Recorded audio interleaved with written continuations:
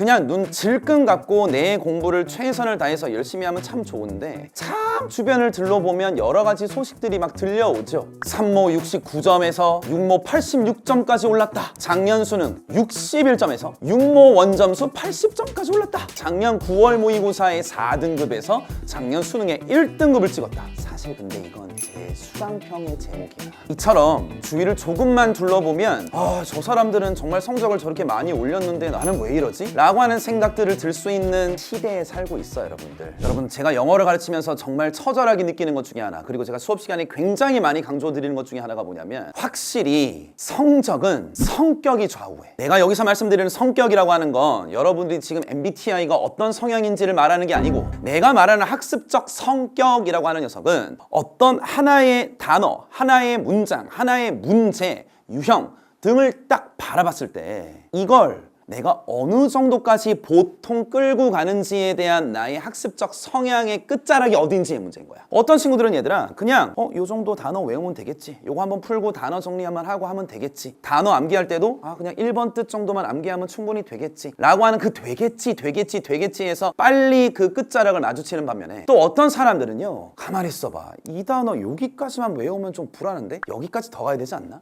이 부분은 내가 만약에 또 등장하면 나 또 틀릴 것 같은데 이건 어떻게 해야 내가 끊임없이 반복할 수 있지? 라고 하는 끝자락을 조금 더 뒤로 밀어서 이게 완벽하게 될 때까지 내가 끊임없이 파고드는 친구들도 있단 말이야. 그렇다면 이 시간에는 전 여러분들에게 과연 아까 제가 보여드렸던 높은 상승폭의 성적의 향상을 가지고 있었던 학생들은 보통 어느 정도 수준까지의 끝까지 밀어붙이는지 그걸 조금 제가 보여드리고 싶어서요. 쉽게 얘기하자고요. 내가 어떤 시험이나 어떤 목표를 달성하기 위해서 가장 기본으로 돼야 될 게 뭐지? 지난 세월에 대한 책임지기가 반드시 동반돼야 되지 않겠냐고. 1월 달부터 네가 공부를 시작했어. 그리고 6월 평가원을 지금 최근에 봤잖아. 근데 점수가 잘 안 나올 수 있지. 그럼 그 다음에 내가 뭘 해야 돼요? 라고 하기 전에 분명히 여러분들 이 과정 속에서 애매했고 몰랐고 애매했고 몰랐던 녀석들이 분명히 있을 거 아니야. 그러면 네가 다음 단계로 넘어가기 전에 당연히 뭐 하시는 게 정상이 돼야 돼? 최소한 이 모든 녀석들이 무엇인지를 눈으로 확인해야 되고, 그 확인한 녀석을 다음 단계로 넘어가기 전에 무조건 물음표가 아닌 느낌표로 변환시켜서 나가야 되는 건 너무 상식인 거잖아. 근데 정말 상당수의 많은 친구들이요 지난 세월을 책임지지 않고 그냥 나가기만 한단 말이야. 심지어 아직도 이 생각을 하지 않고 에라 모르겠다, 일단 그냥 나가보자. 또 이때 새로운 문제, 새로운 강사, 새로운 강자 등을 마주쳤다. 그리고 나서 여러분들이 만약에 9월 평가 모의고사를 봤는데 참 안타깝게도 점수가 만약에 잘 안 나온다면 이때가 문제인 거야. 차라리 이때 정신 차리면 좋은데 이 시험 얼마 남지도 않았는데 이거 뭘 어떻게 해야 되지? 이때 가장 최악의 케이스가 뭔지 알아? 야,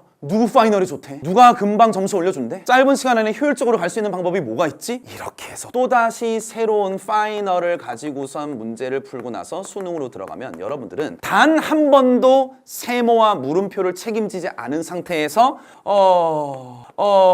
그러니까 이게 이렇게 되는 거잖아. 이게 어려운 얘기는 아니잖아, 얘들아. 최소한 네가 경험했었던 녀석들을 다시 한번 느낌표로 만들고, 최소한 경험했던 녀석들을 느낌표로 만들어서 수능장에서는 최대한 내가 할 수 있는 만큼은 다 했다. 그렇게 해서 나아가야지 여러분들이 나온 점수에 대해서 정확한 평가를 내릴 수 있고 순응을 할 수도 있을 거란 말이야. 자, 다시 이 얘기로 돌아가죠. 자, 보여드릴게요. 과연 제 수업을 들었던 현장 강의 친구들이나 아니면 인강 친구들이 점수가 올렸던 친구들은 어디까지 책임을 졌을까? 라고 하는 걸 실질적으로 제가 보여드릴게요. 자, 제가 아까 잠깐 보여드렸었던 작년 수능 65에서 최근 육모에 91점 나왔었던 친구, 이 친구가 이런 말을 써줬어. 나 이거 자랑질하는 거 아니니까 메시지 좀 제대로 들어. 3월달까지는 올인원과 V단어 체화하는데 전념했었고 영화의 신세계를 보는 것 같았습니다. 야, 지문이란 선지가 이렇게나 깔끔하고 명료하게 해결된다고? V단어도 말하기도 입 아플 정도로 좋았다. 블라블라블라블라. 이건 너희 모든 친구들이 경험할 부분이야. 즉 다시 말하면 어떤 강사의 수업을 듣게 되면 그동안 내가 했었던 것들보다 훨씬 더 우와 라고 하는 깨달음을 안겨줄 수 있는 분들이 분명 여러분들 주변에는 계실 거란 말이야. 근데 지금 얘기하는 건 깨달음에서 그 끝을 멈춰버리면, 그러면 이 깨달음은 마치 모래와 같아서 하고 불어버리면 그 다음날이 돼버리면 그 감동은 사라지게 돼. 이게 너의 성적이 직결되지 않는다고. 그럼 여기서 책임을 져야겠다라고 하는 구간은 어디까지 가는 건데 이 친구 뭐라고 얘기하고 있니? 이게 내가 하고 싶었던 얘기야. 사실 3월 모의고사 성적은 좋지 않았다. 뭐 72점 정도. 아니 올인원 체화 다 했는데 왜 이러지 싶었다니까. 아니 누구나 이건 겪잖아. 그러니까 여기서 멈추면 그 순간 너의 게임을 끝나는 거야. 그에 그치지 않고 워크북 복습을 더 꼼꼼히 하고 커리 진도보다 워크북에 더 매진했다. 이런 걸 여러분들이 듣고 적용하셔야 돼. 제 교재의 워크북은 별거 없어요. 앞에서 수업했었던 지문을 작은 글씨로 같은 지문을 또 집어넣는단 말이야. 그래서 내가 처음 풀었을 때와 나중에 다시 풀었을 때 그때 몰랐었던 게 이제는 되네 라고 하는 걸 볼 수 있는 용도로 워크북을 내가 항상 집어넣거든. 이 친구 제일 중요한 말 다시 한번 뭐라고? 커리 진도보다 워크북에 더 매진했다라는 건 책임지고 있다는 거잖아. 내가 한 번 본 건 끝까지 책임지고 가리라 라는 이 단순한 마음이거든. 그래서 그 결과 육모에서 저의 흔적과 동일하게 다 맞았습니다 라고 하는 그 결과를 이 친구는 맛을 보게 된 거지. 그럼 얼마나 더 열심히 하겠니? 또 봐. 마지막에 이 친구가 이렇게 학생들에게 당부를 하더라고. 내가 하고 싶은 얘기야. 고마워 이 친구야. 혹시 이거 쓴 친구 있으면 나한테 연락 좀 줘. 게시판이든 어디든. 수강생분들이 제 후기를 읽을지는 모르지만 여러분 워크북 복습 꼼꼼히 많이 하세요. 강의 수강이 여러분의 완전한 체화로 직결되진 않아요. 이거라고.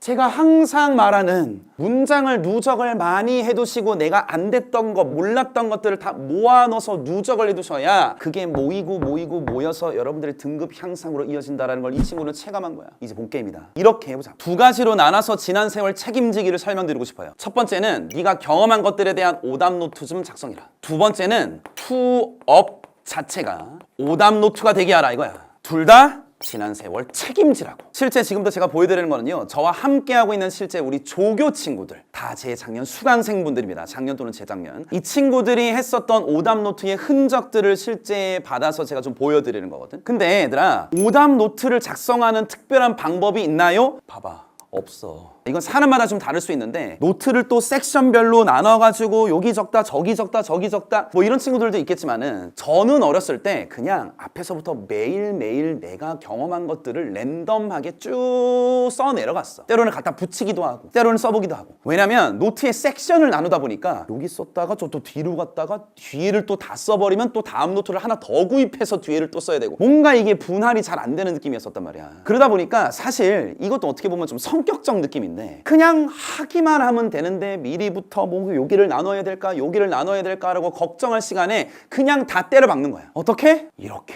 아이 봐봐 얘들아, 자세히는 안 봐도 되는데 아무런 원칙 없이 그냥 그날 내가 경험했었던 몇 번 문제 몇 번 문제 몇 번 문제가 그냥 쭉 나열돼 있고 어떨 때는 문장, 어떨 때는 소재와 소재 간의 관계의 요약, 이게 그냥 매일매일 랜덤하게 들어오는 거야. 왜? 시험장에서 보게 되는 지문은 깔끔한 형태로 쓰여지는 게 아니고 막 어떨 땐 수거, 어떨 땐 단어, 어떨 땐 문장, 이게 랜덤한 상태로 주어지잖아. 그걸 그대로 익숙하게 보는 느낌과 똑같은 느낌으로 오답노트 작성하는 거라고. 그냥 해. 오답노트 그냥 때려 박으라고. 두 번째, 내가 오늘 가장 강조하고 싶은 부분이에요. 수업 자체가 오답노트가 되게 하세요. 오답노트를 쓰기 위해서 또 다시 오답노트를 펴서 다시 옮겨 적고, 물론 그것도 중요하다. 하지만 최대한 효율적으로 공부하려면 처음에 수업을 들었을 때 나의 손의 움직임을 최대한 부지런하게 만들어서 그때 끝내시라고. 이렇게 실제 제 교재를 공부했었던 교재 흔적이에요. 보시면 알겠지만 여러분들 지문 있고 밑에 필기 공란 있고 여기에 뭐 내가 뭐 현관펜 치세요 라고 했었던 열심히 필기한 흔적들도 있고 이것도 다 제가 칠판 필기했던 것들을 다 쓴 거거든. 뭐가 달라?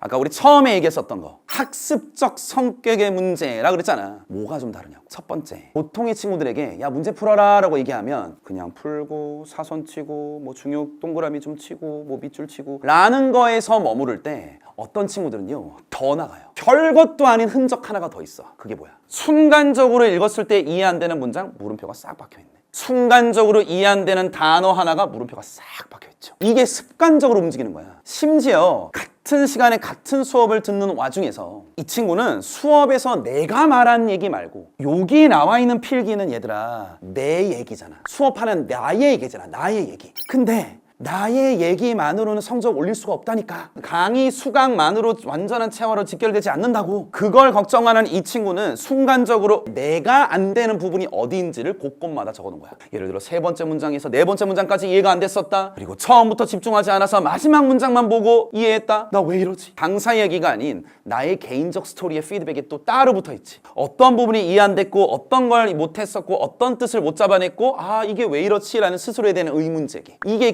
계속해서 너를 발전시킬 수 있는 계기가 된다고. 심지어 이 친구는 교재 제일 위에 피드백 하나가 더 있어. 모르겠다고 표시한 문장, 그래도 이건 이해돼야 된다 라고 하면서 아까 표시했었던 문장들 있죠. 이런 식으로 어떤 순간에 내가 어떤 교재를 다시 펴도 내가 그때 당시 무엇을 몰랐는지가 다시 한번 영화처럼 살아 움직이는 느낌이 되는 거야. 또 봐, 다른 친구들이 그냥 문제 풀고 그냥 뭐 넘어가자 라고 할 때 곳곳마다 뭐가 보이니? 물음표 나오지. 이만큼이 물음표. 아이고 여기 좀 써있네. 이런 데도 물음표 하나 좀 들어가 있고. 그러니까 항상 나는 내가 뭘 모르는지에 대한 세모와 물음표를 준비한 상태에서 지문을 접근을 하는 거라고. 그러니까 딴 데서 원인을 찾으려고 하지 말고 얘들아, 내가 동일한 시간에 똑같은 수업을 들었을 때 얼마나 많은 것을 밀도 있게 챙기려고 노력했고 장치를 마련했는지 이것부터 출발해야 돼. 자꾸 누구 수업이 좋대, 누가 더 점수 잘 올려준대, 이게 아니어야 된다고. 나는 수업이 점수를 올릴 수 있는 거라고 믿고 있는 사람이야. 단 최소한 이 정도는 했을 때. 심지어 이 모든 것들은요, 모의고사를 치르고 난 다음에도 역시 마찬가지로 적용되죠. 여러분들 뭐 6월 평가원이 됐던 9월 평가원이 됐던 모의고사 끝나면 그냥 오답 정리를 하시는 건 아는데 그 오답 정리가 혹여나 강사의 말로 뒤덮여 있지 않게 하시라고. 너의 멘트가 들어가고 너의 스토리가 들어갈 수 있게 하시라고. 이 친구처럼 제 개인 모의고사 본 친구예요. 시험 운용을 내가 어떻게 했었는지 아주 자세하게 분야별로 적어놓고 그 시험지를 오랜만에 다시 끌어다 놓고 봤었을 때 이때 이러지 말아야겠다, 이때 이러지 말아야겠다, 이런 것들을 계속 리마인드 시키는 거라고. 심지어 각 문항별로도 써 있는 거 보이시죠 여러분? 뭐 예를 들어 31번 과학의역을 했었었고 어떤 곳에 내가 눈이 돌아서 그냥 막 읽어버렸고 고정관념을 갖지 말자. 특히 내가 안다라는 소재에서 내가 자꾸 고정관념을 가지고 있네. 나의 심리적 태도뿐만 아니라 여러 가지 단어들, 태도들, 행동 영역 이런 것까지 써 있는 거 보이시죠? 이 순간에 제가 떠오르는 친구 한 명 있어요. 꽤 오래됐는데 한 5년, 6년 전 됐나? 이 친구가 N수였어. 근데 얘는 고등학교 1학년에서 3학년 거의 중반부까지 영어 100점을 놓쳐본 적이 단 한 번도 없었던 거의 극상상 수준에 해당하는 애야. 심지어 얘가 어느 정도 수준까지 영어를 되게 잘했냐면 토플 있지 얘들아, 110점이 넘었던 친구야. 너네 110점 넘는다라는 건 웬만한 강사 삥! 싸대기 날릴 수 있을 정도의 실력이거든. 근데 얘가 수능에서 무슨 점수가 나와버렸다? 70점 초반대가 나와버렸어. 그래서 얘가 다시 마음을 좀 먹고 기숙학원에 들어가서 저를 좀 만났었죠. 그때 내가 이 친구 뭘 먼저 시켰는지 아니? 그러니까 이 친구의 제일 안 좋은 단점은 뭐냐면 아주 어렸을 때부터 영어로 되어 있는 책을 되게 자주 읽었던 친구야. 그러니까 그래, 이런 것들을 되게 많이 했던 친구고, 심지어 내가 그때 기억하기로는 어머님께서 뭔가 영어 독서하는 것도 되게 많이 촉진시켜 주셨던 역할을 하셨던 분이시기도 하고. 그러니까 이 친구는 영어에 대한 고민이 전혀 없지. 근데 그게 문제지. 왜냐면 수능 영어는 학문적 그리기잖아. 그냥 가 아니어야 된단 말이야. 근데 거기에 너무 익숙하게 돼버린 결과 수능에서 점수가 뚝 하고 떨어져서 내가 얘 뭐부터 출발했다? 야, 너 지난 세월 책임지기부터 다시 하자. 즉 고등학교 2학년 모의고사 3개년치 제대로 다시 보는 것부터 출발하자. 이거부터 출발했어 얘들아. 아니 생각해봐, 토플 110점이 넘는 친구에게 고등학교 2학년 모의고사를 심지어 시켰다? 그럼 미친 짓이거든. 남들이 봤을 땐 근데 걔한텐 그게 필요했어. 왜? 달려가는 연습만 했지 멈춰서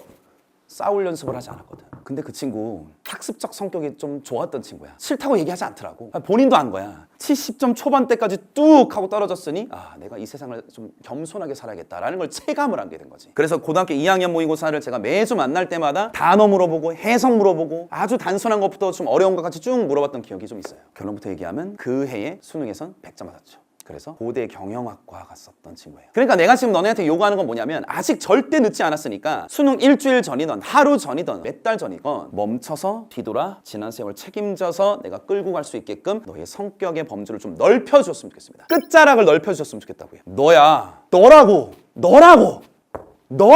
너란 말이야.